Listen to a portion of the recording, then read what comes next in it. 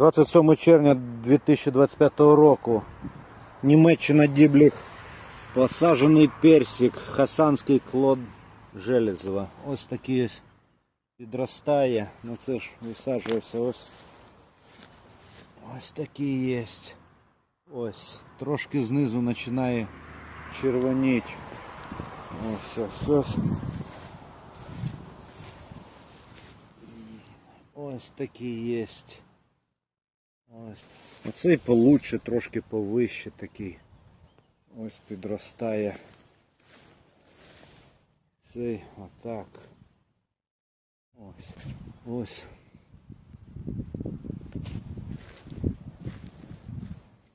Ось.